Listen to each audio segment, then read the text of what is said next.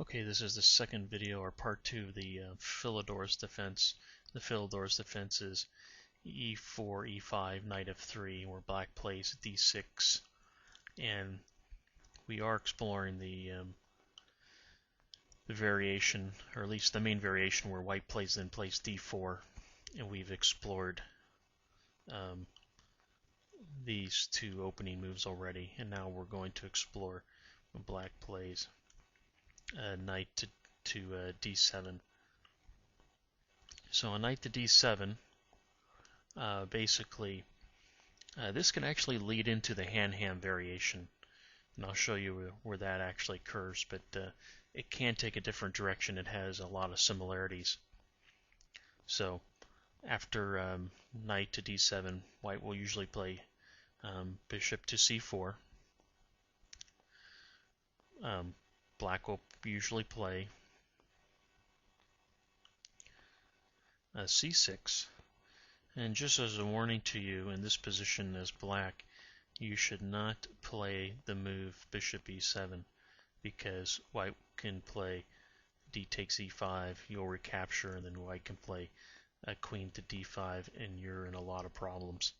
So here are the moves c6.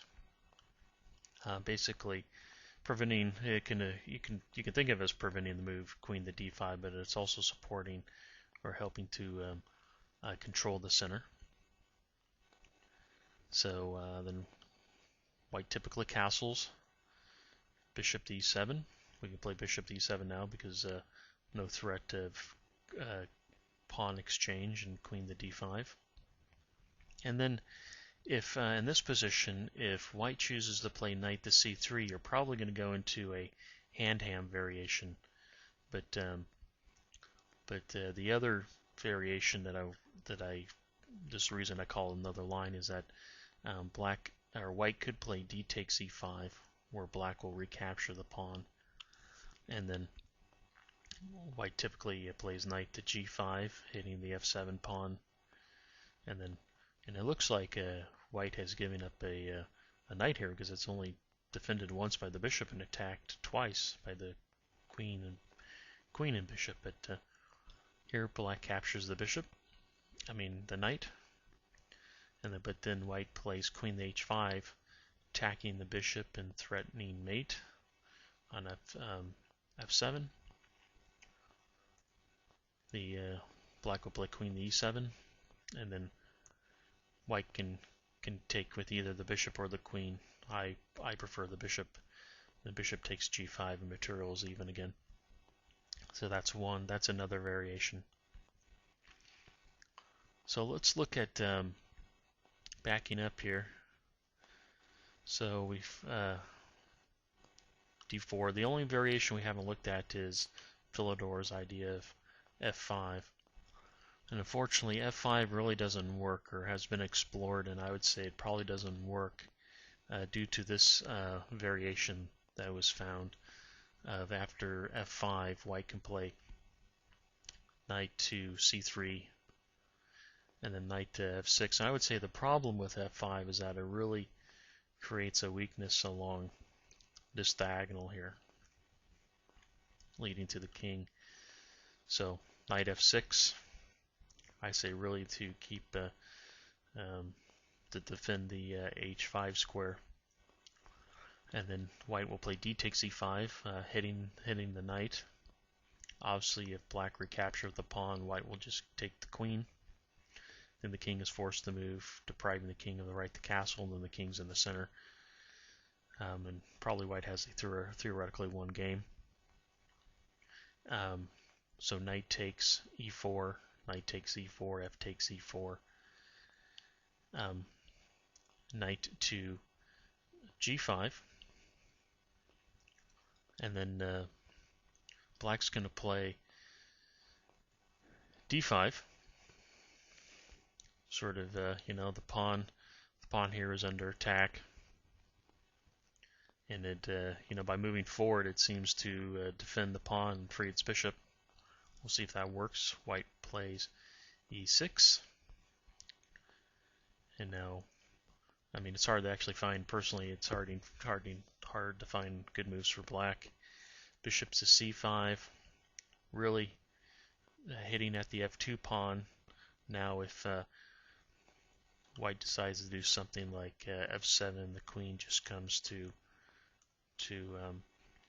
f6. But now white plays knight takes e4, winning a pawn. Because basically, if black decides to take the knight, then white just plays check, and it's forking the king and bishop here. So still winning a pawn. So that is the I call that Philidor's move, which doesn't seem to work. So that's it for really where white plays d4. The only other really move that white plays in this position is for its third move is bringing the bishop to c4. And sometimes white is just delaying the move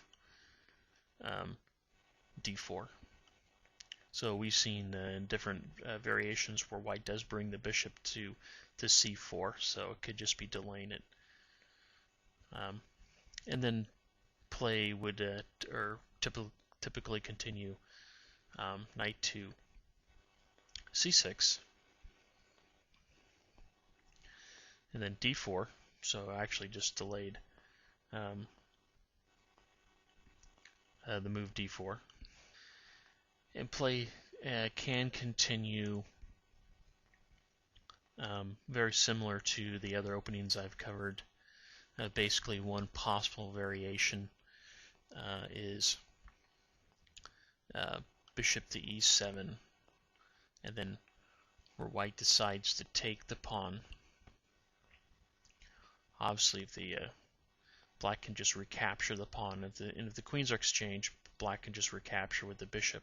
I'm just showing you this one as an interesting variation, that where white takes the pawn and black does not recapture the pawn but plays bishop to g4, pinning, and then white plays e takes d6, bishop takes d6. Basically, black has given up a pawn to have some activity of the pieces.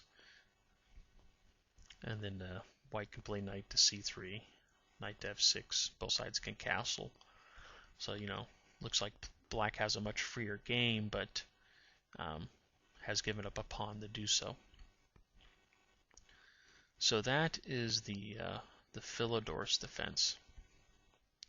And I just wanted to cover one more interesting side note in the Philidor's defense. And I actually had to pause the record and I had to make a correction, and I'm sorry if this was not the position on the board before, but I'm pretty sure that it was.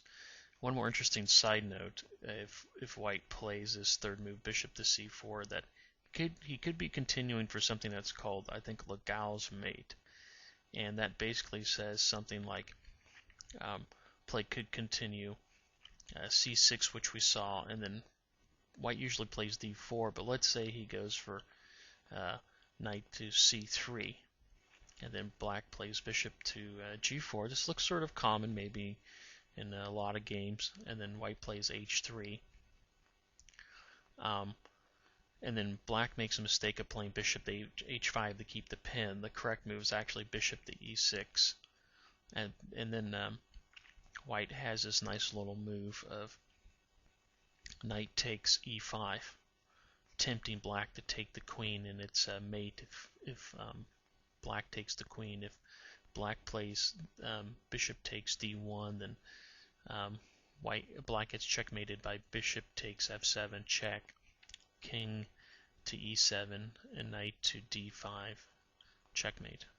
So I just wanted to make that more interesting comment. This is a Legal's mate, and you may see this in other openings, but that's just the basic setup. If you go back, is it's a setup very typical to this, where sort of maybe starts by poking the bishop there. So that is my overview of the Philidor's defense.